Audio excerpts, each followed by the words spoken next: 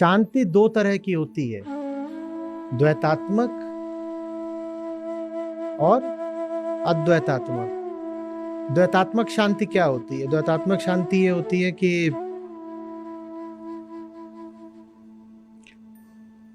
आप यहां बैठे हुए हैं और मान लीजिए आज बिना खाए आ गए थे यहां पर। बहुत भूख लग रही, बहुत भूख लग रही है। फिर 9 बजे जाकर के सत्र खत्म हुआ और 10 बजे जाके कुछ खाया तो राहत मिली। ये है द्वैतात्मक शांति। ये शांति बस एक अनुभव है, ऐसा अनुभव जो अपने विपरीत अनुभव पर आश्रित रहता है। ऐसा अनुभव जो अपने विपरीत अनुभव पर आश्रित। अगर आपको दिन भर भूखा नहीं रखा गया होता तो 10 बजे आपको उतनी शांति भी नहीं मिलती खाने से। आप चूंकि पहले भूखे रखे गए इसलिए 10 बजे बड़ी शांति मिली। ये द्वैतात्मक शांति कहलाती है। ये जैसे आप यहां आ गए, बैठ गए, अब आपने पैंट पहन रखी है और वो टाइट है बहुत। सुबह पहन ली थी कि भाई चलो पहन लो, और कुछ मिल नहीं रहा, जल्दी से चलना है। और वो टाइट पैंट है, उसको पहन के यहाँ बैठ गए। अब दिन भर यहाँ बैठे हैं और बैठे बैठे तकलीफ तो हो रही है, पर किसी चीज को बहुत समय तक बर्दाश्त कर लो तो उसकी थोड़ी आदत पड़ जाती है। तो बैठे हैं और बैठे बैठे भूल भी गए कि इससे मुझे तकलीफ हो रही है। फिर वापस गए अपने होटल के कमरे में और पैंट उतारी, और उतारते ही अचानक बड़ी राहत मिली कि ये क्या हो गया। ये द्वैतात्मक शांति है, जहां शांति का होना ही इस बात पर आश्रित है कि आप पहले परेशान कितने हो।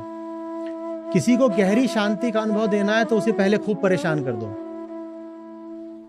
और फिर वो इतना शांत अनुभव करेगा कि वाह वाह वाह क्या बात है। समझ रहे बात को? ये द्वैतात्मक शांति होती है। इसमें शांति उतनी ही होती है जितना शांति से पहले परेशानी होती है, तनाव होता है, अशांति होती है। इसमें शांति का होना अशांति पर आश्रित होता है। इसमें अशांति को घटाने के लिए शांति का सहारा लिया जाता है। इसी को ऐसे भी कह देते हैं कि घटी हुई अशांति को ही शांति कहते हैं। द्वैतात्मक शांति में अशांति बहुत थी, वो कम हो गई तो हम कह देते हैं मैं शांत हो गया, मैं शांत हो गया। शांत नहीं हुए, सिर्फ अशांति कम हो गई है। हो अभी उसी आयाम में, अशांति के ही डायमेंशन में हो, बस अशांति 10 यूनिट से 4 यूनिट हो गई तो कहते हो शांत हो गए। आयाम, डायमेंशन अभी वही है, उसी एक्सिस पर हो। समझ में आ रही बात? उसे शांति बोलना नहीं चाहिए, वो ऐसे ही है, बस कुछ एक थोड़ी देर के लिए एक राहत की बात है, उसमें और कुछ नहीं रखा है। अब अद्वैत शांति क्या होती है? अद्वैत शांति होती है जब जो अशांत था उसने अपनी अशांति के मूल कारण को ही समझ लिया।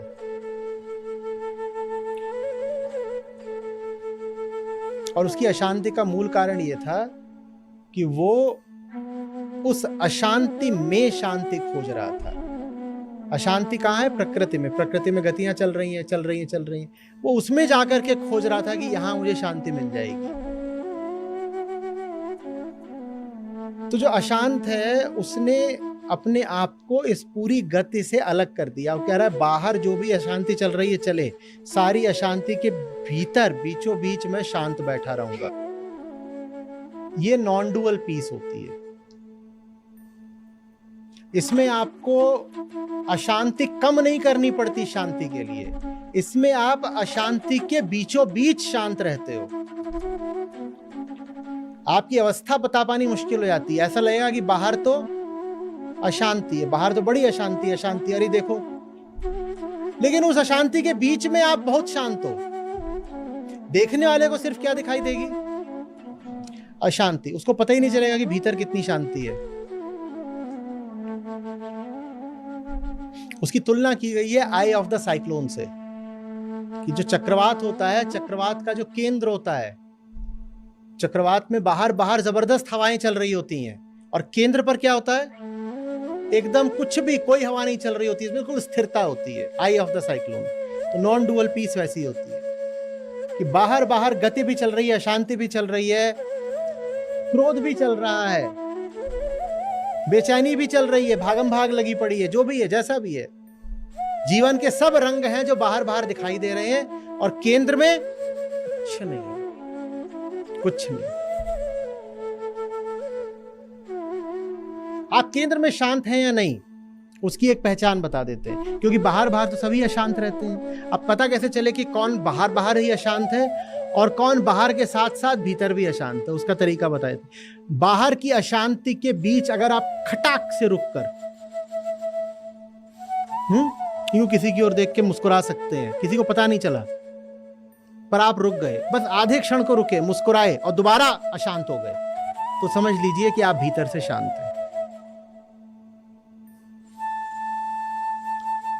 जैसे आप किसी को बस जता रहे हो कि आप गुस्सा हो, तो आप क्या करोगे, यहाँ 4 लोग खड़ा कर दिए और आपको उनको बस दिखाना है कि आप क्रोधित हो, और इधर आपका एक दोस्त खड़ा है, आप उसको ये भी बताना चाहते हो कि मैं तो सिर्फ अभिनय कर रहा हूं, तो आप क्या करोगे, आप जो सामने खड़े हैं उन पे तो गुस्सा दिखा रहे हो, अचानक ऐसे धीरे से मुड़ोगे और अपने दोस्त को आंख मार दोगे, और ये आंख मारते ही वो क्या समझ जाएगा कि ये शांत हैं, बस ऊपर ऊपर दिखा रहे हैं, गुस्सा कर रहे हो। तो अगर आप ये कर सकते हो तो समझ लीजिए कि आपकी शांति अद्वैत शांति है, कि आपकी किसी से मार पिटाई भी चल रही है, और मार पिटाई के बीच में आप अचानक से रुक जाओ, जैसे इमरजेंसी ब्रेक लग गया हो, वैसे मुस्कुराओ इधर उधर और फिर चिल्लाने लग जाओ। अगर आप ये कर सकते हो तो इसका मतलब आप अभी प्रकृति के बस में नहीं हो। प्रकृति बाहर बाहर है, भीतर आपका अपना बस चल रहा है। आपने जब चाहा अपने आप को वो जो प्रकृति की धारा थी उससे खींच लिया और फिर कहा चलो वापस चलते हैं। ये क्रोध का खेल, ये अशांति का खेल खेलते हैं, उसकी कुछ आवश्यकता है, अभी खेलते हैं, लेकिन है खेल ही, और है खेल ही उसका प्रमाण क्या है,